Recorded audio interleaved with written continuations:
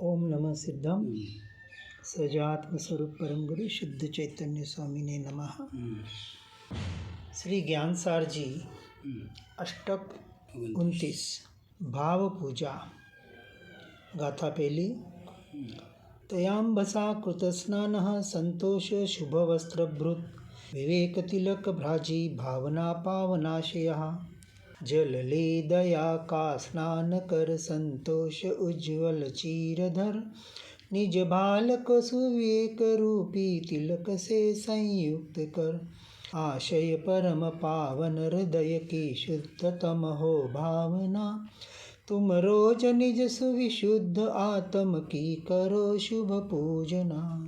दया रूपी पानी से जिसने स्नान किया है, संतोष रूप उज्ज्वल वस्त्र धारण लिए है, विवेक रूप तिलक से शोभायमान है, शुभ भावना से पवित्र आशय वाला है, उस उत्कृष्ट मोक्ष मार्गी जीव के लक्षण बताने का प्रयास किया जा रहा है। दया रूपी पानी से जिसने स्नान किया है, बाहर का स्नान तो अनंत काल से अनादि बार कर लिया, अनादि काल से अनंत बार कर लिया। इस भव में भी रोज मल मल के नहाने वाले नहा रहे हैं। सेंट जो खुशबूदार जो भी लगाना है, हिंसक पदार्थों का भी वापर करके खुशबूदार शरीर को बनाना चाहते हैं। उस स्नान की यहाँ किंचित भी बात नहीं। फिर जो परमात्मा का पक्षाल अभिषेक आदि के द्वारा व्यवहार स्नान कराया जाता है धर्म के अपेक्षा से, उसकी भी यहाँ बात नहीं, क्योंकि वो व्यवहार है, प्रारंभिक भूमिका में होता है, होना ही चाहिए, एक माध्यम है। ज्ञान कलश भरी आत्मा समता रस भरपूर, जो दोहे दिए जाते हैं, वैसे अष्ट प्रकारी पूजा के भी जो दोहे हैं सारे निश्चय लक्ष्य है। पर भूल ये होती है, हम जिंदगी भर दोहे बोलते हैं, क्रियाएं करते हैं और उसी को धर्म मान लेते हैं। लक्ष्य नहीं है, लक्ष्य नहीं है। उन सूत्रों के माध्यम से, दोहों के माध्यम से लक्ष्य कराया जा रहा था। ऐसे दया रूपी पानी से स्वदया और परदया, वापस दया के नाम पर हम सिर्फ जैना का ही पालन करने में अटक जाते हैं। छेकाई की रक्षा करना बिल्कुल होनी चाहिए, लेकिन छेकाई की रक्षा करें और अपनी आत्मा पर होते हुए कर्मों को रोकने का प्रयास न करें तो अपनी आत्मा की हिंसा कर रहा है, अपनी आत्मा की उसे अभी दया नहीं है, और जिसे स्वरूप और स्वभाव की खबर ही नहीं है वो अपनी दया, आत्मा की दया, स्वदया कैसे करेगा। इसलिए परदया हो, उसे नियम नहीं है कि स्वदया हो, परंतु स्वदया वाले को नियम से परदया होती ही होती है, या यूँ कहें होनी ही चाहिए। क्योंकि जब वो अपने आप को आत्मा रूप स्वीकार करता है और बाहर से जो शरीरादि कर्मोदयाधीन सुख दुख आदि के जो अनुभूतियाँ करता है, उसी तरह वो अन्य को भी मानता है। यदि मुझे किसी वस्तु से सुख दुख हो रहा है तो दूसरों को भी तो होता है।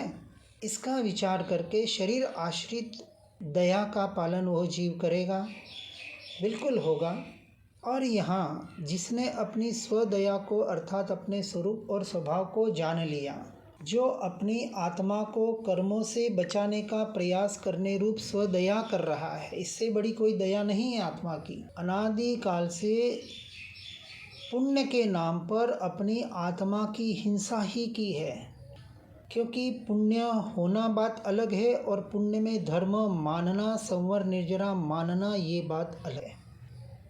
इसलिए स्वदया के साथ परदया रूपी पानी से जिसने स्नान किया है, और यहाँ परदया भी अपेक्षा से कहें तो ज्ञानी पुरुषों को ये जो मार्ग मिला है, परम सत्य जानने को मिला है, इस सत्य का प्ररूपण अन्य की और अन्य जीवों को कराने रूप दया करने का विशेष प्रयास कराते हैं। क्योंकि बाहर जो कुछ घटित हो रहा है, जिसे संसार वाले सुख और दुख कहते हैं, न कोई किसी को सुखी दुखी कर सकता है, न कोई मुझे सुखी दुखी कर सकता है, क्योंकि सारा जगत कर्माधीन है। किसी मंत्र के द्वारा, किसी सूत्र के द्वारा, किसी क्रिया के द्वारा किसी का भला हो भी जाए तो वास्तविक वहाँ वो उसके पुण्य का काम कर रहा होता है। जैसे डॉक्टर की दवा लगना और उस दवा से ठीक होना, ये निमित्त है। लेकिन जिसके पाप का उदय होगा, कितनी भी दवाएं ले ले, डॉक्टर आदि कुछ कर नहीं सकता। यदि दवा से कार्य हो जाता तो कोई मरता ही नहीं। इस प्रकार से दया को व्यवहार निश्चय रूपी स्नान करके यथार्थ समझकर अपना स्नान करना। फिर कहा संतोष रूप उज्ज्वल वस्त्र धारण लिए हैं। तो बात समझनी, हर जगह व्यवहार और निश्चय लगाने का हम प्रयास करेंगे। व्यवहार अपनी जगह सत्य है और बिना निश्चय के मोक्ष मार्ग में प्रवेश नहीं है। यथार्थ समन्वय करना है, जहाँ जो योग्य है उस अपेक्षा से वहाँ आचरण में लाना है। संतोष व्यवहार की अपेक्षा से 5 इंद्रियों के विषय भोगों से संतोष होना, मन की वृत्तियों से संतोषी होना। और यहाँ संतोष इसे कहा कि बाहर जो कुछ परिणाम हो रहे हैं उसे यथा योग्य स्वीकार करे, जैसा है वैसा। क्योंकि क्रमबद्ध पर्याय कहें या क्रमबद्ध कर्म कहें, बाहर जो हो रहा है जिसको उसका जैसा का तैसा स्वीकार है। क्योंकि इस जीव ने पूर्व में जो भाव को बिगाड़कर जैसे कर्म बांधे थे, शुभ और अशुभ, वो सारे उदय में आएंगे और आ रहे हैं हर जीव को व्यवहार की अपेक्षा से। इसलिए जैसे कर्म उदय में है वैसा का वैसा स्वीकार करके वहाँ से दृष्टि हटाकर अपने स्वरूप और स्वभाव की तरफ आने रूप पुरुषार्थ करे, तो कहते हैं कि संतोष रूप उज्ज्वल वस्त्र को उसने धारण किया। क्योंकि बाहर का मात्र संतोष नहीं, बाहर के संतोष का अर्थ क्या कि वहाँ से दृष्टि हटाना, जैसा है वैसा स्वीकार करना। किस लिए? कि वो मेरा स्वरूप नहीं, मेरा स्वभाव नहीं। मैं तो शुद्ध बुद्ध चैतन्य घन स्वयं ज्योति सुखधाम ऐसा शुद्ध त्रिकाणी शुद्ध भगवान आत्मा हूँ। ऐसी जिसकी दृष्टि नहीं है, ऐसे अपने उज्ज्वल वस्त्र को, स्वरूप को जिसने धारण नहीं किया, वो सच्चा संतोषी नहीं कहलाता। फिर कहा विवेक रूप तिलक से शोभायमान। तिलक करते हैं आज्ञा चक्र पर, और आज्ञा का प्रतीक है तिलक। जिनाज्ञा, जिनेश्वर परमात्मा वितराग परमात्मा ने जो जो मार्ग 4 अनुयोगों के द्वारा निश्चय व्यवहार रूप बताया है, उसको अपनी भूमिका के अनुसार यथा योग्य स्वीकार करने का नाम विनय और विवेक है। ये ऊपर एक अष्टक आया था, विनय अष्टक। विनय कहो, विवेक कहो, व्यवहार से हम सब बराबर करते हैं। देवगुरु शास्त्र का भी विनय विवेक बराबर होता है। संसार में हमारे जो बड़े होते हैं, जो भी हमारे रिलेटिव्स होते हैं, उनसा बराबर विनय और विवेक करते हैं। लेकिन परमार्थ विनय और विवेक से जीव चूक जाता है। जब तक ऐसी आज्ञा रूप तिलक अपने जीवन में धारण नहीं करेगा, यहाँ सम्यक दर्शन की अपेक्षा से परमार्थ की ही चर्चा होगी, क्योंकि उसके बगैर मोक्ष मार्ग में आगे बढ़ा नहीं जा सकता। इसलिए जिसने अपने स्वरूप और स्वभाव रूप रमणता का तिलक रूपी आज्ञा का, जिनाज्ञा का पालन अपने जीवन में नहीं किया है, वो अविवेकवान है, चाहे धर्मी होने के बावजूद। अधर्मी की तो यहाँ बात ही नहीं है। इसलिए अपने स्वरूप और स्वभाव का जो तिलक कर लेता है, उसे अपने जीवन में धारण करने का प्रयास करता है। ऐसे पवित्र आशय वाला, ऐसे शुभ भावनाओं के पवित्र आशय वाला, पवित्र एक ही है, तीनों लोक तीनों काल में एक स्वभाव स्वरूप आत्मा ही सर्वोत्कृष्ट पवित्र है मेरे लिए। वैसे हर द्रव्य अपने से अपने में पवित्र ही है। कोई भी द्रव्य अपवित्र नहीं होता। एकमात्र 2 द्रव्य, जीव और पुद्गल, एक दूसरे के संयोग से अपवित्र होते हैं, अशुद्ध होते हैं। कब?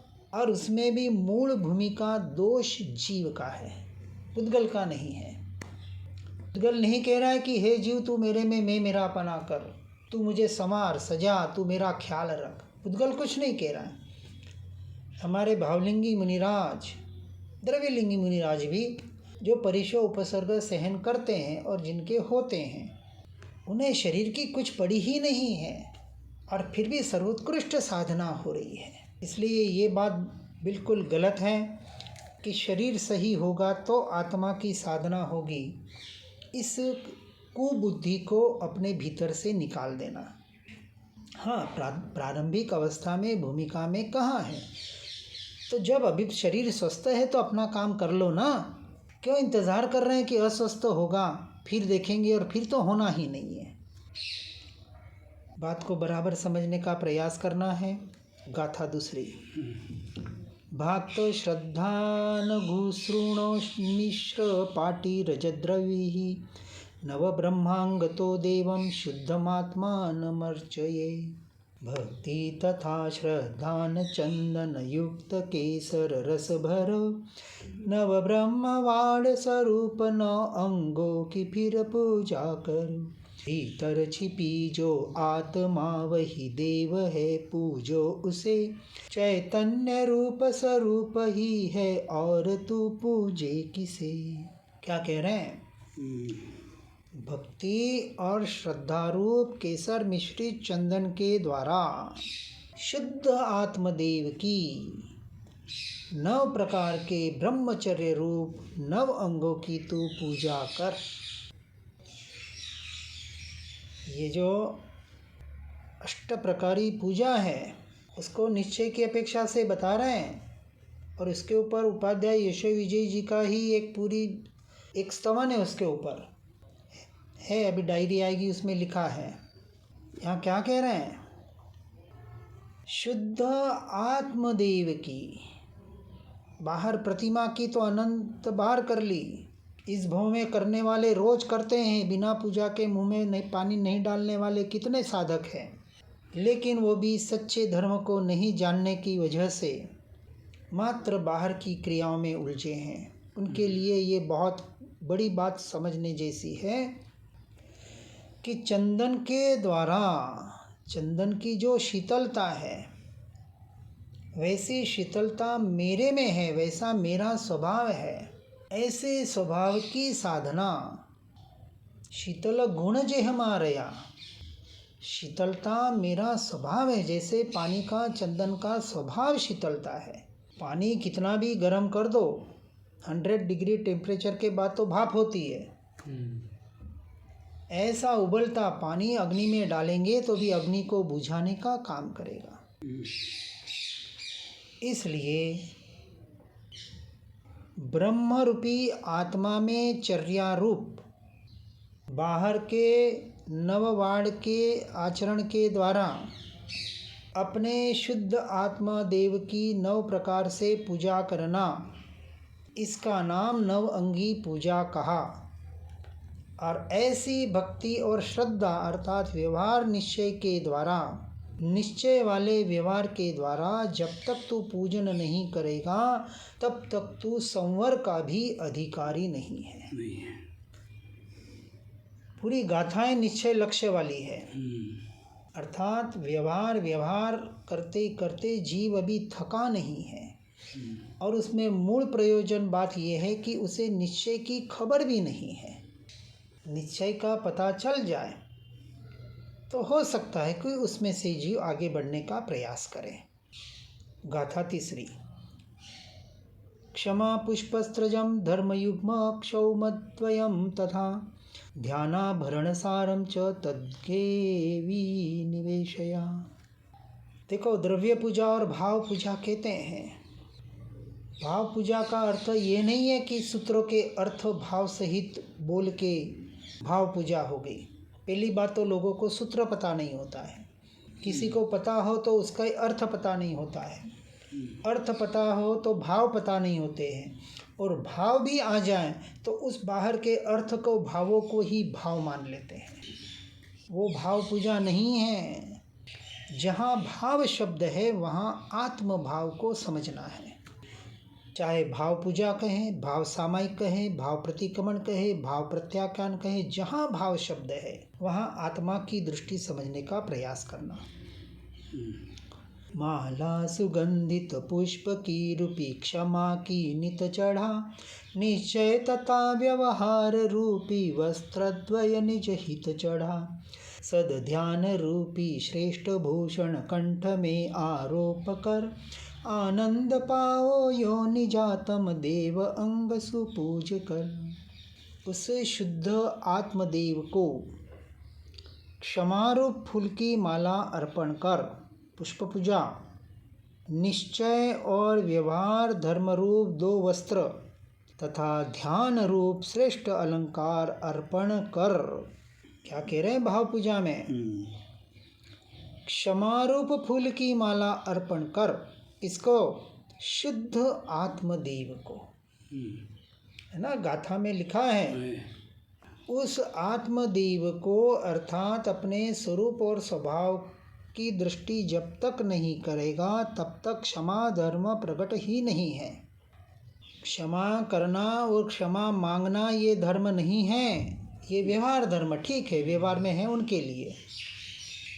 परमार्थ से जो अपने स्वरूप और स्वभाव की साधना करता है वो न किसी के प्रति राग करेगा न किसी के प्रति द्वेष करेगा, तो फिर क्षमा करने और कराने की बात ही कहाँ आई। ऐसी उत्तम क्षमा और ऐसी उत्तम क्षमारूप फूल की माला अपने शुद्ध आत्मदेव को अर्पण करना, अर्थात अपनी पर्याय को अपने ज्ञायक की ओर, अपने द्रव्य की ओर ले जाने का प्रयास करना, इसका नाम अर्पणता है। ऐसे निश्चय और व्यवहार धर्म रूप 2 वस्त्र, ये 2 वस्त्र, बाहर का व्यवहार करते करते धर्म होगा ऐसा नहीं। निश्चय के लक्ष्य से जो बाहर का व्यवहार होता है, ऐसे 2 वस्त्र की यहाँ बात हो रही है।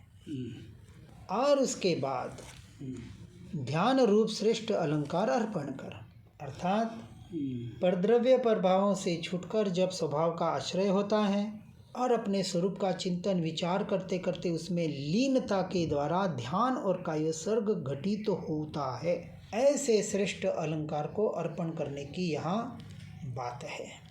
गाथा 4। सोना चांदी नहीं चढ़ाने है, बाहर की कोई बात ही नहीं है यहाँ। न सोना चांदी चढ़ाना है, न कुछ चढ़ाना है, न कुछ करना है। ये हम जो आंगी करते हैं ना, ये यहाँ समझने की प्रयास करना है कि वीतरागता को रागी बनाने का व्यवस्था रखनी है। हाँ, स्वरूप देखकर जहाँ राग का पोषण हो वहाँ से दृष्टि हटाने की बात है। प्रतिमा को देखे, किसी फोटो को देखे और वीतरागता का भान न हो, राग का पोषण हो तो अधर्म होता है। और ऐसे अधर्म से हमें निरंतर बचने का प्रयास करना है।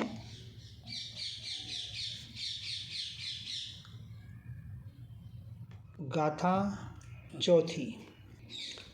मदस्थान भिदात्यागैर्लिखाग्रे चाष्टमंगलम, ज्ञानाग्नौ शुभ संकल्प काकतुंडं च धूपय, वर स्वस्तिकादि अष्टमंगल आत्ममुख लेखन करो, यो 8 मद के स्थान का परित्याग कर मंगल करो। श्रुत आग में संकल्प का कृष्णा गुरु का धूप कर, आनंद पाओ यो निजातम देव अंग सुपूज कर। क्या कहते हैं? उस परमात्मा के सामने 8 मद स्थानों के त्याग रूप अष्टमंगल का आलेखन कर। अष्टमंगल धरते हैं लेकिन 8 मदों का त्याग करने का प्रयास नहीं करते। बाहर की क्रिया को धर्म मानने वाले ये अज्ञानी जीव, उनको ये ज्ञान की परिभाषाएं बताने का प्रयास किया जा रहा है। और जब तक 8 मदों को त्याग करने का पुरुषार्थ व्यवहार से नहीं करेगा, वो जिन आज्ञा का उल्लंघन कर रहा है, चाहे करोड़ों साल पूजा कर ले। और क्या कहा? ज्ञान रूप अग्नि में शुभ संकल्प रूप कृष्णा गुरु का धूप कर। अशुभ से तो हटना ही है, लेकिन शुभ संकल्प रूपी कृष्णा गुरु की धूप करके ज्ञान रूप अग्नि को प्रकट करना। ध्यान घटा प्रगटाविए। धूप, जैसे धूप का धुआं ऊपर की ओर जाता है, वैसे हमारे ज्ञान स्वभाव की रमणता, आत्मलीनता ऐसी ऊपर की ओर बढ़े, अंतर्मुखता की अभिवृद्धि हो कि उसके आधार से जैसे उस धूप की राख नीचे गिरती है, वैसे सारे कर्म राख बनकर अपने आप गिर जाए। कर्मों का क्षय नहीं करना है, आत्मलीनता से कर्मों का क्षय होता है। तो करना क्या है? आत्मलीनता करनी है। गाथा 5वीं। प्राग्धर्म लवणोत्तारम धर्म संन्यास वन्नीयना कुर्वन् पुरे सामर्थ्य राजन्निराजना विधिम। संन्यास धर्म स्वरूप अग्नि आत्म सम्मुख प्रकट कर, क्षय और उपशम धर्म रूपी लवण उस अग्नि से हर। सामर्थ्य योग स्वरूप फिर विधि आरती की पूर्ण कर, आनंद पाओ यो निजातम देव अंग सुपूज कर। धर्म संन्यास रूप अग्नि के द्वारा पूर्व का शैक्षणिक धर्म रूप लूण उतारना हुआ, ऐसे सामर्थ्य योग रूप दीप्यमान आरती की विधि पूर्ण कर। आरती, रति यानी सुख, सुख का आना, और सुख तो एकमात्र आत्मा का मेरा स्वभाव है। ऐसे सुख स्वभावी भगवान आत्मा का लक्ष्य करने का नाम सच्ची परमार्थ आरती है, और इसके लिए बाहर की आरती आदि का प्रयोजन है। और जो हम पढ़ सुन रहे हैं ये शैक्षणिक ज्ञान, ये बाहर की जानकारी, उसके द्वारा यदि धर्मरूपी संन्यास जीवन में न आए, अर्थात ज्ञान स्वभाव के लक्ष्य से, ज्ञान के लक्ष्य से बाहर वीरति न आए, वैराग्य न आए, उदासीनता न आए, औदासीन्य वृत्ति की अभिवृद्धि न हो, यह संसार क्षणभंगुर न लगे, तो समझना सच्चे धर्म की ओर हम नहीं बढ़ रहे हैं। एक एक विधि विधान का लक्ष्य बता रहे हैं, और जीव लक्ष्य को तो टोटल भूल गया है, और मात्र क्रिया में धर्म मानकर अपने आप को धर्मी मान और मनवा रहा है। बहुत बड़ी भूल कर रहा है। बहुत स्पष्ट बात बताने का प्रयास किया जा रहा है। गाथा 6। स्फुरन् मंगल दीपम च स्थापयानुभवं पुरः, योग नृत्य परस्तौर्य त्रिक संयमवानुभव। अनुभव स्वरूपी दीप मंगल आत्म सम्मुख प्रकट कर, फिर योग संयम रूप नाटक पूजना श्रद्धान भर। संगीत भी वर नृत्य भी वाजिंत्र भी एकत्र हो, तीनों के ऐक्य समान संयमी जो बनो शिर छत्र हो। अनुभव रूप स्फुरायमान मंगल दीप की शुद्ध आत्मदेव के समक्ष स्थापना कर।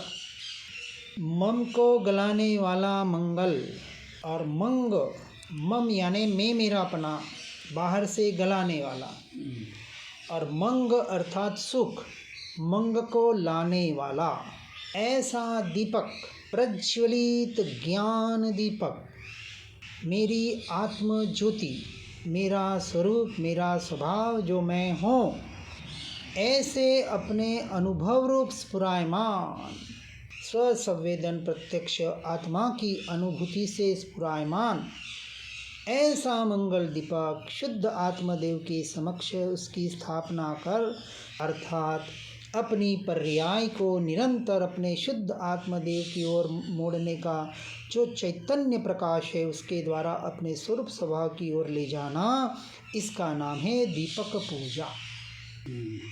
ये परमार्थ दीपक पूजा। और इसके लिए ये बाहर की व्यवहार। और क्या कह रहे हैं? संयम योग रूप नाट्य पूजा में तत्पर बना हुआ तू गीत नृत्य और वाजिंत्र इन तीनों के समूह के जैसा संयम वाला बन। बाहर पूजा आदि में नाचता है, ये परमात्मा का अहोभाव आता है और तू नाचता है, और उसके साथ गीत नृत्य वाजिंत्र आदि उसमें सहयोगी बनते हैं। ये हुआ शुभ भाव परमात्मा के आगे। हाँ, शादी विवाह में और दूसरों में नाचना ये तो अशुभ पाप का बंध वाला, और ये पुण्य का बंध वाला। एक अधोगति में ले जाने वाला और एक ऊर्ध्वगति में ले जाने वाला। ऊर्ध्व यानी मोक्ष में नहीं, देवगति में। परंतु तीसरी गति अर्थात अपेक्षा से पंचम गति, 4 गति से छोड़कर मोक्ष रूपी गति में ले जाने वाला ये संयम योग स्वरूपाचरण चारित्र के बाद 5वें 6ठे गुणस्थानक में संयमाचरण चारित्र होता ही होता है। संयमाचरण। हाँ, और उसमें 3 समूहों का संयम। कौन सा? सम्यक दर्शन, सम्यक ज्ञान और सम्यक चारित्र। हाँ, ये त्रिवेणी संगम है। वहाँ बाहर का नृत्य नहीं है, बाहर के वाजिंत्र नहीं है, बाहर के गीत नहीं है। ये भीतर का गीत सम्यक दर्शन, भीतर का नृत्य सम्यक ज्ञान और भीतर के वाजिंत्र ये सम्यक चारित्र। आत्मलीनता सो ताले की एक चाबी। ऐसी दीपक पूजा यदि करे तो उसकी दीपक पूजा व्यवहार उसका सफल हो। ये व्यवहार है सब अभी, अर्थात स्वरूप रमणता के लिए बाहर का निश्चय व्यवहार बताने का प्रयास किया जा रहा है, और यही साधना है। गाथा 7वीं। उल्लसन्मनसः सत्यघण्टां वाद्यतस्तव भावपूजारतस्येत्थं करक्रोडे महोदयः। मन भाव के उल्लास में फिर सत्य घंट निनाद हो, एकाग्रता हो आत्म में नहीं कोई वाद विवाद हो। तल्लीनता ऐसी परम शुभ भाव पूजा में बने, उसके लिए तो मोक्ष कर में प्राप्त करता एक क्षणे। ऐसे निश्चय के लक्ष्य वाला व्यवहार उल्लसित मन से सत्य रूप घंट वादन करता हुआ। किसकी घंटा बजाएं?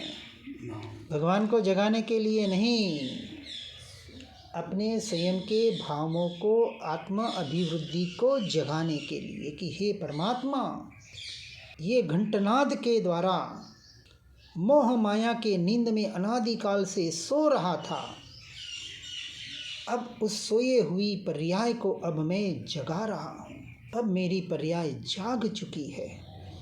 ऐसे उल्लेखित मन से सत्य रूप हाँ घंटवादन, ये सत्य रूप अपने स्वभाव का घंटनाद करते हुए और भाव पूजा में लीन बना हुआ। कौन सी भाव पूजा? आत्मरमणता। ऐसी पूजा करते करते आत्मरमणता हो जाए कि पूजा ही छूट जाए। पूजा जिंदगी भर नहीं कहा। यदि पूजा से मोक्ष होता तो साधु संतों को भी पूजा बताई जाती। पूजा एक प्रारंभिक भूमिका का साधन है अशुभ से छूटने के लिए और शुद्ध की ओर जाने के लिए। 2 बात है। शुभ बहुत कार्यकारी है, लेकिन जिसे शुद्ध का पता नहीं है उसे वह शुभ भी संसार परिभ्रमण का कारण बनता है। अशुभ के छूटने के लिए शुभ आवश्यक है और शुद्ध में जाने के लिए भी शुभ आवश्यक है। ऐसे शुद्ध के लक्ष्य वाला शुभ पूजा में, ऐसे भाव पूजा में लीन बना हुआ, तेरा मोक्ष तेरी हथेली में है, बाहर से नहीं लाना है। सब कुछ तेरे भीतर तेरे पास पड़ा है। अंतिम भाव की गाथा।